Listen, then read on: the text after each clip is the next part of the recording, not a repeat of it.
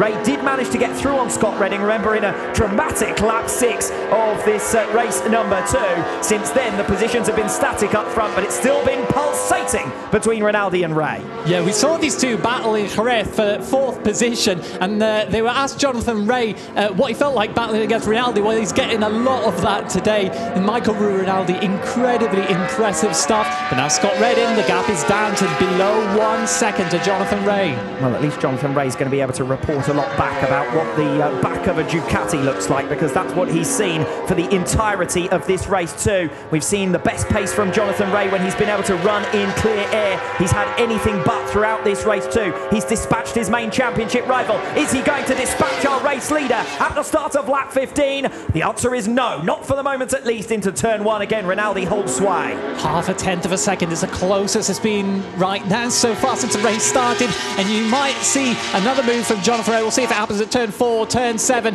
You'll expect the latter, but here he goes. Jonathan Ray to the inside then of Michael Ruben Rinaldi, who is almost caught by surprise through the left-handers at 4 and 5. Then it's through the right-handers at turn 6 and 7, where Ray has already had a couple of stabs. He gets a surge of momentum coming off turn 5. Now is the time to make the move, says Jonathan Ray, who thunders down the inside of Michael Ruben Rinaldi through 6 and 7. Ray is totally out of shape. Rinaldi hits the front, and Jonathan Ray can breathe a sigh of relief, because that could have been real drama for the reigning world champion. That was one of the best saves of the season from Jonathan Ray right now. He was nearly out of that, and that would have been absolutely huge with Scott Redding just behind. He's still in contention for the win now. Let's see the replay of that overtake. Absolutely huge moment in this race. Well, if you ever think that Jonathan Ray is just riding within himself, he's scoring the points for the championship, he's not pushing to the max, forget about it. He was pushing as hard as you like to try and get the better of Michael Ruben Rinaldi. He's up against a Ducati that has very different strengths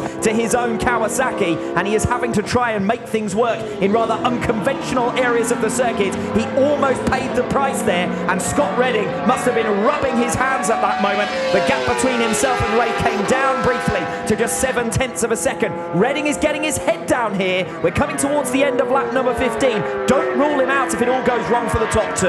Not entirely sure how much Jonathan Ray has been able to keep in touch with Rinaldi after that moment. The gap only down to 1/10 of a second. Again, absolutely incredible. Jonathan Ray giving it everything to win in these final 3 laps. Well, I think the answer is that Ray's faster than Rinaldi at the moment.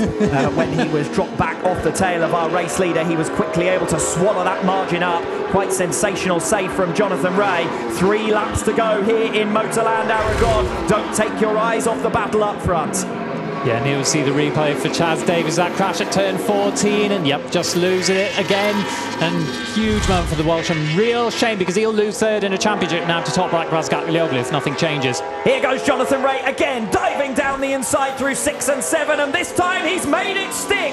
Jonathan Ray, having worked his way past Scott Redding for 2nd position, finally picks off Michael Ruben Rinaldi to hit the front in Motorland Aragon. Yeah, he got it done early in this lap. He didn't leave it so late as in the other one, but he is. You can see Michael Ruben Rinaldi as we see the replay of that move. He just might be needing a bit of tyre life in these final few laps. Jonathan Ray, of course, on a bit of a harder compound. It's certainly been coming, hasn't it? Jonathan Ray has been attempting that manoeuvre over and over again, and finally Rinaldi cracks, but he has been faultless and is well deserving of another podium finish here. Surely Ray cannot be caught from the front of the field. Scott Redding would have been desperately hoping that Michael Ruben Rinaldi could keep back the championship leader, because as things stand, Ray would extend his lead to 36 championship points. Yeah, it's an incredible job from Rinaldi to hold the champion off for so many laps, but it didn't have it in him. It took its toll, and now Jonathan Ray has an open track ahead, and that's where he is at his best. 0.3 of a second, the gap between Ray and Rinaldi as they head through the final 2 turns to come and complete lap number 16. After this one, just 2 remain, and I think Michael Ruben Rinaldi may have to settle for 2nd best this time around in race 2. He'll have finished on each of the different podium positions available through the course of this weekend at the Teruel round. 0.3 of a second between Ray and Rinaldi, as I said. Then it's Scott Redding 1.7 further back. The race in the final 2 laps may well be for 4th position.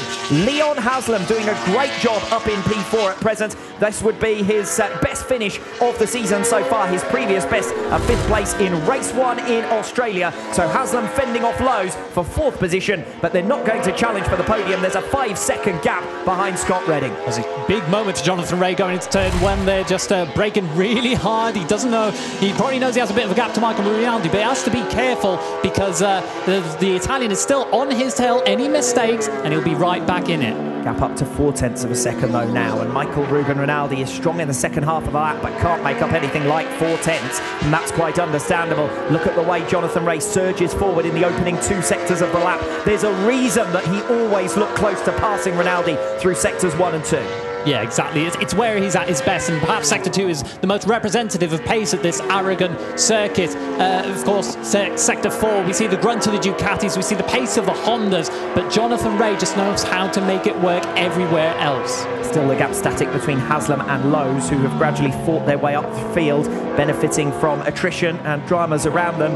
And again, the Yamahas also moving up through the order. Van der Mark into 6th and Razgat Lioglu into 7th. Marco Melandri can breathe a sigh of relief as he sits in 9th place, and finally it's going to be a top 10 finish for him, although he has got real company in the latter stages with Baz and Gerloff on his tail. It's a 4-rider fight at the moment for 8th position. Certainly things have settled down at the head of the field. Yeah, I'm not sure if Scott Redding make a mistake or he's just managing his time in his final stage of the race. He's lost over a second in this final lap, but still a big gap between himself and Leon Haslam in 4th. What a consummate performance this is going to be for Jonathan Rea, still running in the low 1:51s, and it's that monotonous level of consistency that has enabled Jonathan Rea to hit the front, and this looks like being his first race victory of the weekend, to end in Motorland Aragon on a high. That'll be number 96 in his World Superbike career. He's getting very close to that big number 100. But Jonathan Rea, if last weekend was one of the best wins of his career because it was somewhat unexpected, you have to say that this one has to rank quite high as well. Still that fight going on further down the order. Caricasulo, Melandri, Gerloff and Baz. So Melandri in the mix with all the Yamahas. Of course, he moved on from Yamaha at the end of last season, was set for retirement, and in this race at least he's showing something of a glimpse of his old form to run inside the top 10, and that will be a real relief after 2 very disappointing weekends for the Barney Ducati further down the order. Melandri has actually now been relegated behind the resurgent Garrett Gerloff, and will be hoping to hold on for 10th position. Caricasulo, Gerloff, Melandri and Baz, the order further back. This is the fight for top spot, but Jonathan Rea has got this well and truly covered now, a second clear. Yeah, there's no trouble in Jonathan Rea now. As we see Perrire's crew chief, he'll be absolutely ecstatic with his performance from the Northern Irishman. We go on board with it now through these final turns before the back straight, and this has been just absolutely incredible, as you said, Alex. Down the back straight they come then. This is where Michael Ruben Rinaldi was successfully able to fend off Jonathan Rea so many times during this race, but it is in the first 2 sectors of the lap that Rea eventually forced his way to the front.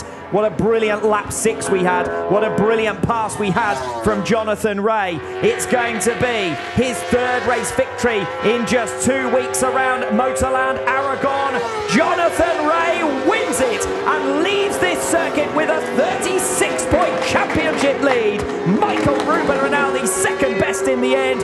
Rea stalked his prey and finally cut his way through to success. Rinaldi second over the line, just over a second back. It's Scott Redding who takes 3rd. Really did give up in the closing stages a lot of time, but consolidated and brought home that 3rd place. Then it is Leon Haslam who takes 4th ahead of Alex Lowe's, a season's best performance for Haslam. Marco Melandri running off the circuit in the latter stages loses out on that 10th position. He's passed not only by Garrett Gerloff but by Eugene Laverty as well, so Melandri comes home in 12th position. A disappointing end to a promising display with Yamahas packed in front of him. Van der Mark, Razgat Lioglu, Baz, Caricasulo, Gerloff. The men in blue just didn't have the answer here in race 2, but the man in green certainly did.